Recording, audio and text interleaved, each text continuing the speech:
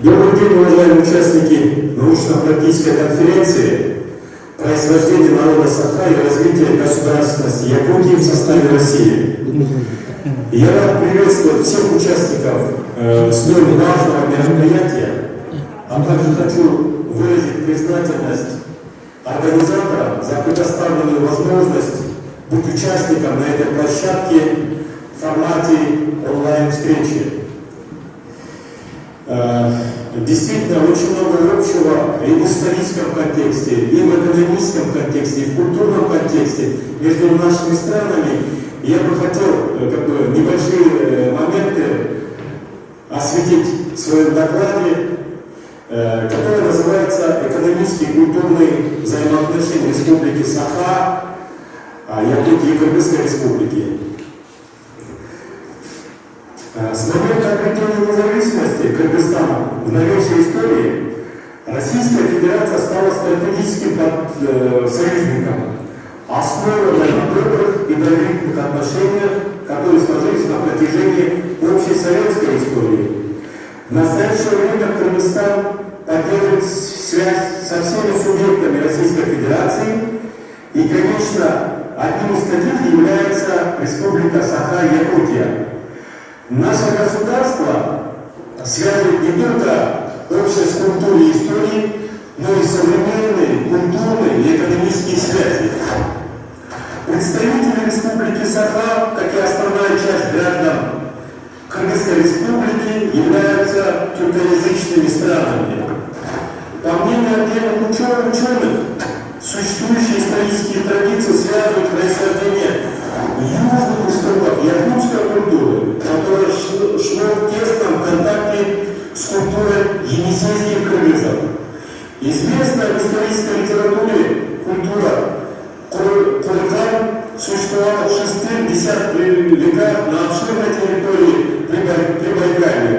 Это низовье Северни, долина Баргузина, Буверковья Левы, Вердолецка. В итоге этноформирование наших народов происходило в результате долгих историко-культурных и этнических связей тюрков, монголов, и других представителей, которые некогда заселяли ту область. Таким образом, по мнению академика Кладникова, Центральная Азия, Южная Сибирь были первой родиной народов Республики Саха.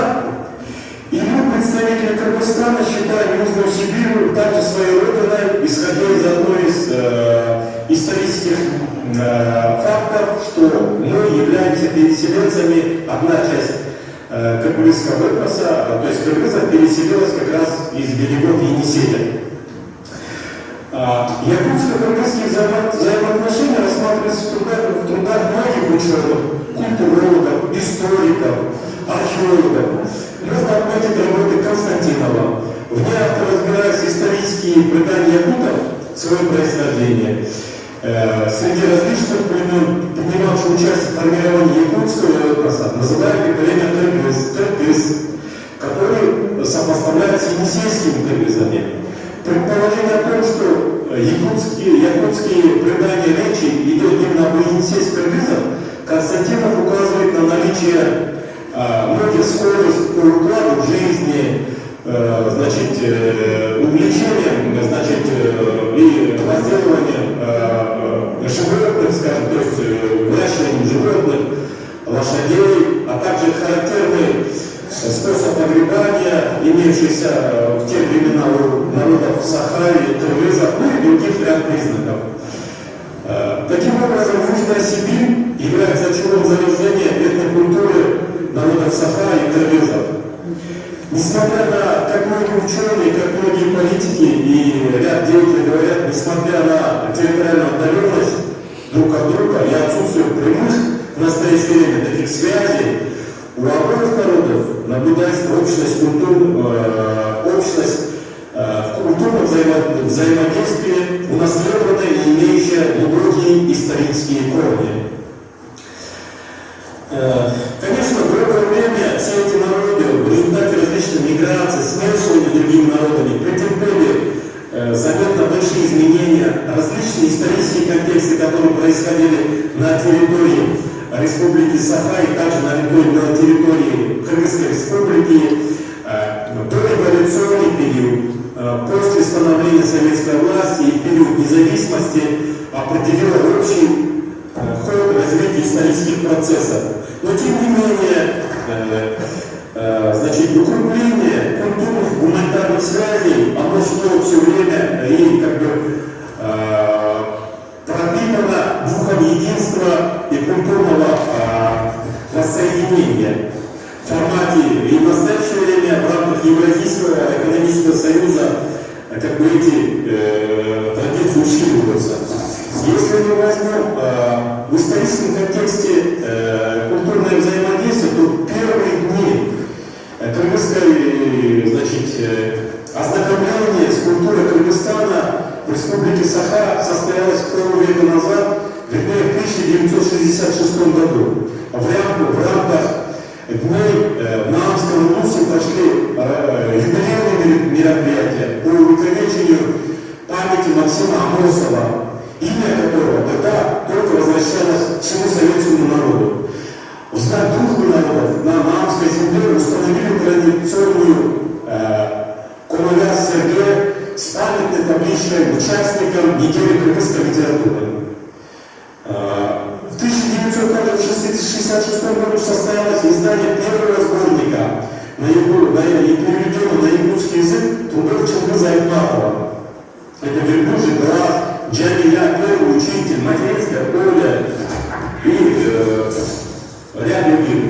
Последующего, уже в новейшей истории, после обретения независимости, в 2014 году в рамках соглашения Кыргызской Республики и поддержки между странами Республики Саха и Кыргызстаном, значит, был переведен эпос Манас, кыргызский эпос Манас на якутский язык и эпос ОНФ с якутского с языка Саха на кыргызский язык. Вот такие вот культурные связи, которые обогащают народ и значит, воплощают в жизнь культурное взаимодействие.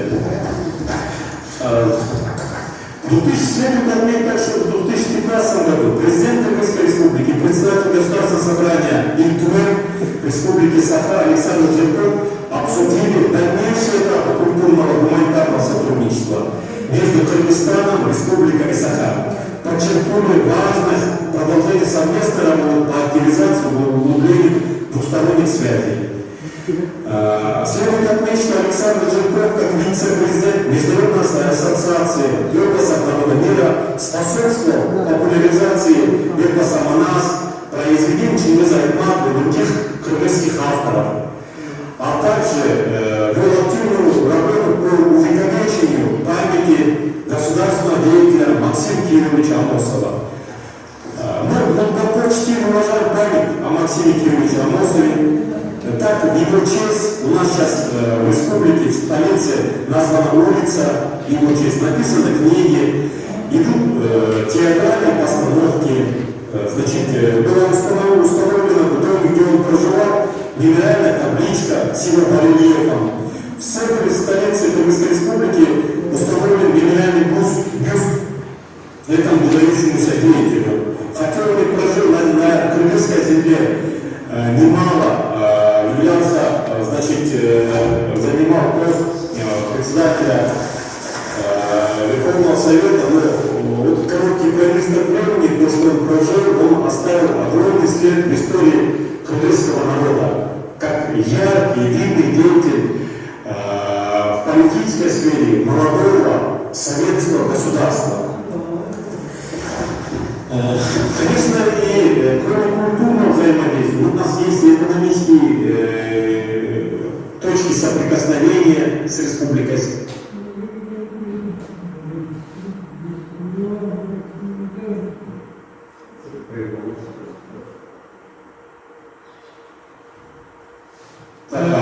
Вы знаете, что в реализации ряда инвестиционных проектов, в части, например, строительства своих крупных месторождений в Устьянском районе пути, проект по модернизации суда Верхи на реке Лиму, там, по строительству мостов через Лиму и так далее, и так далее. То есть очень много проектов.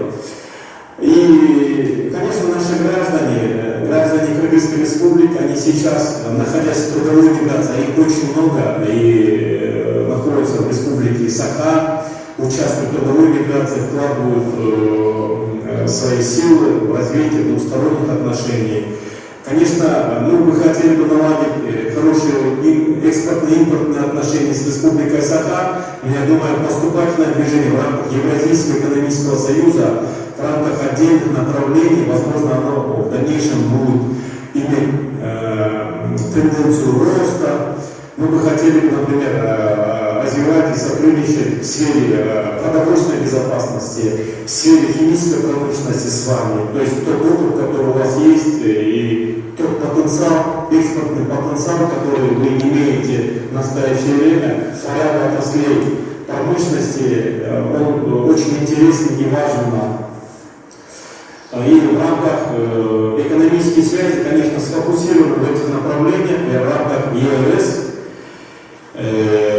Конечно, к этому шли определенные договоренности, есть отдельные документы заключенные между Республикой Саха и Кыргызстаном, особенно после обретения независимости. Это соглашение между правительством Кыргызской Республики и правительством Саха о производственной кооперации, которое бессрочное соглашение. Соглашение о принципах торгово-экономического и научно-технического сотрудничества между нашими странами, еще подписано в 1996 году, также имеющее бессрочное сотрудничество. Очень много документов, которые позволяют сотрудничать в области культуры, образования и науки между нашими странами. И мы заинтересованы в развитии экономических взаимоотношений с Республикой Саха, как с братским народом, с близким нам по духу, по образу жизни, по ментальности. В условиях глобализации мы должны, конечно, друг к другу тянуться, искать контакты во всех сферах жизнедеятельности, и в экономической сфере, прежде всего, и в культурно-гуманитарном сотрудничестве. И общность истории, далекой истории, общность современной истории, это, мне кажется, позволяет это нам сделать. И я надеюсь, что это получит поступательное движение между нашими странами. Пусть это будет в контексте Евразийского экономического союза, пусть это будет в контексте формате двусторонних взаимоотношений между нашими странами, Республикой Кыргызстан и Республикой Саха. Мы могли бы поставлять сельскохозяйственную продукцию, которая у нас есть, как южная страна, как южная республика, по бахчевым культурам, по многим овощам и фруктам. У нас практически в республике климатические условия позволяют выращивать все виды субтропических культур, характерных для умеренного пояса южных широт и так далее. То есть, я думаю, здесь нам надо только усилить наше партнерство и сделать прорыв именно в экономическом взаимодействии между нашими странами.